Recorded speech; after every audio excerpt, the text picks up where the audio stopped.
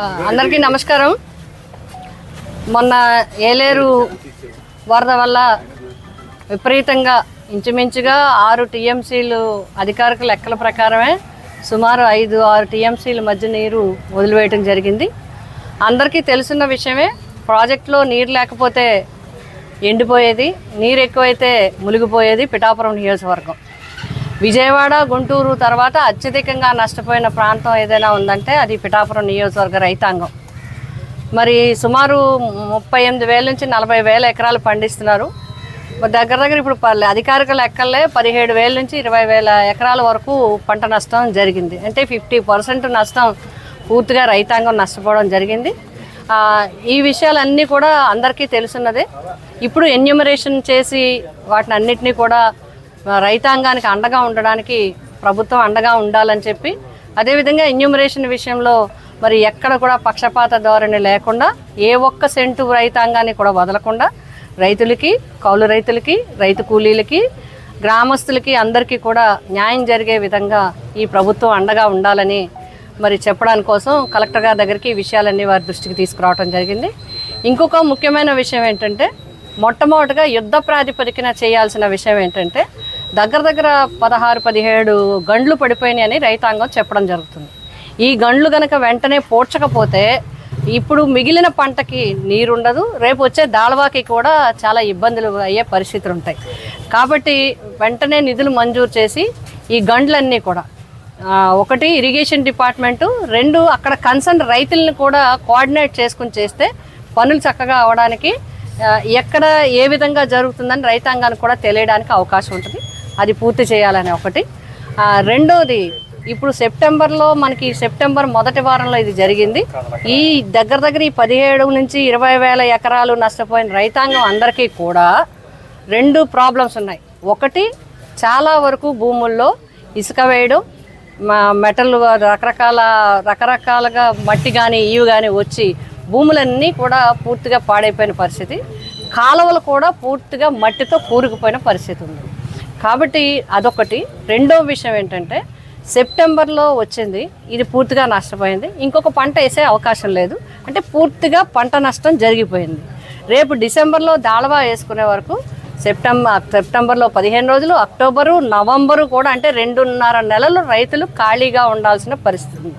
రైతులు కానీ, కౌలు రైతులు కానీ, రైతు కూలీలు కానీ అందరూ కూడా ఖాళీగా ఉండాలి. ఆ ప్రభావం చిరు వ్యాపారుల మీద, మిగతా అందరి మీద కూడా పడుతుంది. కాబట్టి రైతాంగాన్ని ఆదుకోవాలి. రైతుకు అన్నం పెట్టే రైతు, వెన్నెముకగా ఉండే రైతాంగాన్ని, రైతు కుటుంబాలని ఆదుకోవాలంటే ప్రభుత్వం వెంటనే తక్షణంగా ఉపాధి హామీ పథకాన్ని బాగా ఉపయోగించి రైతాంగానికి అండగా నిలాల్సిన అవసరం ఉంది. దీనికి మరి ఎవరైతే ఒకటి ఉపాధి హామీ ద్వారా ఎలిజిబుల్ వర్క్స్ చూపించడం, 2 రైతాంగానికి ఎక్కడైతే మట్టి కానీ ఇసుక కానీ ఇవే నిస్తాయో అవన్నీ ఉపాధి హామీ పథకం ద్వారా తీయించడం, కాలువలు, మూసిపోయిన కాలువలు వెంటనే తక్షణం యంత్రాల ద్వారా ఉపయోగిస్తారో లేదా రైతు కూలీల ద్వారా ఉపయోగిస్తారో ఎలా చేస్తారో ఉపాధి హామీ పథకం ద్వారా ఈ 2 నెలలను కూడా మొత్తగా వీరందరినీ కూడా గ్రామాల వారీగా, కుటుంబాల వారీగా ఆదుకోవాల్సిన అవసరం ఉంది. ఆ విషయం కూడా కలెక్టర్ గారి దృష్టికి తీసుకురావటం జరిగింది. అంతేకాకుండా ఇప్పుడు రీసర్వే జరిగినప్పుడు సాంకేతిక పరమైన ఇబ్బందులతో కొంతమంది రైతులకి నష్టపరిహారంలో కానీ, భూములు సూచించడంలో కానీ, లోన్స్ విషయంలో కానీ ఇబ్బందులు వస్తున్నాయి. అవన్నీ కూడా మేము పూర్తిగా వివరించడం జరిగింది. వాటికి అనుగుణంగా సరిచేసి, రెవెన్యూ శాఖ ద్వారా సరిచేసి వారిని అందరినీ ఆదుకోవాలని కోరుతున్నాం. అదేవిధంగా ఎన్యూమరేషన్ లిస్టులు కూడా ఎవరైతే చేస్తారో కాలనీస్లో ఇళ్ళు నష్టపోవటం కానీ, లేకపోతే ఇల్లు మునిగిపోవటం కానీ, వారికి నష్టపరిహారము ఆల్రెడీ స్టార్ట్ చేశారు. రైతాంగానికి 10,000, ఎకరానికి 10,000 చొప్పున. కొన్ని చోట్ల కొంతమందికి 5 ఎకరాలు ఉంటే 5 ఎకరాలకి రావటం జరిగింది. బట్ కొంతమందికి 5 ఎకరాలు ఉంటే 2 ఎకరాలకే వచ్చింది, 8 ఎకరాలు ఉంటే 3 ఎకరాలకే వచ్చింది. మిగతా నష్టపరిహారం కూడా ఇవ్వాలి. ఇవన్నీ ఈకేవైసీ కంప్లీట్ అవ్వకపోవడం వల్ల రైతాంగానికి ఇబ్బందులు ఉన్నాయి. ఈ ఎన్యూమరేషన్లో కూడా ఆ ప్రభావం పడే అవకాశం ఉంది. కాబట్టి వాళ్ళందరికీ కూడా ప్రత్యేకమైన దృష్టి పెట్టి వారికి చేయాలని చెప్పి మేము అందరం కూడా కోరడం జరిగింది. ఇవి ఏలేరు వరద రైతాంగాన్ని, అదేవిధంగా కౌలు రైతుల్ని, రైతు కుటుంబాలని, ఇటు చిరు వ్యాపారస్తులు, ఆ ప్రభావం పడేవారు అందరికీ కూడా ఏ లోటు రాకుండా ఈ 2.5 నెలలు రైతుకి అండగా ఉండాల్సిన అవసరం ఉందని చెప్పి కలెక్టర్ గారిని కోరడం జరిగింది. ఈ కాకుండా ఇంకొక 2 విషయాలు ఉన్నాయి. ఆ 2 విషయాలు కూడా కలెక్టర్ గారి ద్వారా ప్రభుత్వ దృష్టికి తీసుకెళ్లాలని కోరడం జరిగింది. పిఠాపురంలో ఆర్ఓబి కన్స్ట్రక్షన్ స్టార్ట్ చేయడం జరిగింది. ఆంధ్రప్రదేశ్ ప్రభుత్వం నుంచి అప్పుడు జగన్మోహన్ రెడ్డి గారు 40 కోట్లు ల్యాండ్ ఎక్విజిషన్కి, అదేవిధంగా సేతు బంధు పథకం ద్వారా నేషనల్ హైవేస్ మినిస్ట్రీ ద్వారా 60 కోట్లు, మొత్తం 100 కోట్లు ఆర్ఓబికి శాంక్షన్ చేయించడం జరిగింది. పూర్తిగా అన్ని రకాలుగా ఆర్డర్స్ కూడా వచ్చాయి. ఇంక ఇంప్లిమెంటేషన్ చేసి దాన్ని పూర్తి చేయాలని కోరడం జరిగింది. ఇంకా కాకుండా ఇంకొక 2 ముఖ్యమైన విషయాలు ఉన్నాయి. ఒకటి, గొల్లప్రోల్లో జగనన్న కాలనీ ఉంది. జగనన్న కాలనీకి ఏ విధమైన ముంపు లేకపోయినప్పటికీ కూడా ఏలేరు కాలువ నుంచి దాటెళ్ళాలి కాబట్టి కాలువ మీద బ్రిడ్జ్ లేకపోవటం వల్ల అక్కడ అందరూ కూడా ఆ కాలనీ వాసులు అందరూ కూడా ఇబ్బంది పడుతున్నారు.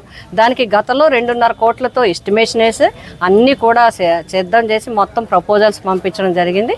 అది కనుక శాంక్షన్ చేయించినట్లయితే ఆ కాలనీ వాసులకి ఏ విధమైన ఇబ్బంది లేకుండా ఉంటుంది.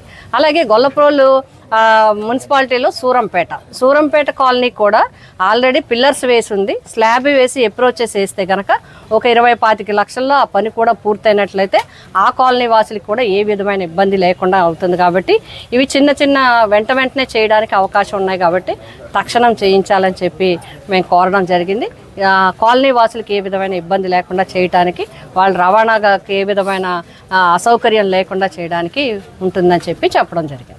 ఇవి ప్రజలందరి తరపున మాకు వరదలు వచ్చినప్పుడు, ఏలేరు వరద వచ్చినప్పుడు ముఖ్యమంత్రిగా మాజీ ముఖ్యమంత్రి వర్యులు జగన్మోహన్ రెడ్డి గారు పిఠాపురం నియోజకవర్గం వచ్చి, నియోజకవర్గంలో కొత్తపల్లి మండలము, పిఠాపురం రూరల్ మండలంలో ఉన్న రైతులందరినీ కూడా మాట్లాడడం జరిగింది. అలాగే మేము, మా నాయకులు అందరూ కూడా, మా సంస్థాగత ప్రతినిధులు కానీ, స్థానిక సంస్థల ప్రతినిధులు కానీ, ఇంచుమించుగా 3 మండలాలు 2 మున్సిపాలిటీలు అన్నీ కూడా మేము అందరం కూడా తిరగడం జరిగింది. వారి ద్వారా వచ్చిన విజ్ఞప్తులన్నింటినీ కూడా క్రోడీకరించి సంబంధిత అధికారులతో ఒకసారి చర్చించిన తర్వాత విషయాలన్నీ కూడా కలెక్టర్ గారి దృష్టికి చేర్చాం. కలెక్టర్ గారు సానుకూలంగా స్పందించారు. తప్పకుండా ప్రభుత్వం నుంచి రావాల్సినవి కానీ, నా పరిధిలో కానీ ప్రజలకు ఆదుకోవడానికి తప్పకుండా నా వంతు సహకారం అందించడం జరుగుతుందని చెప్పి కలెక్టర్ గారు చెప్పడం జరుగుతుంది.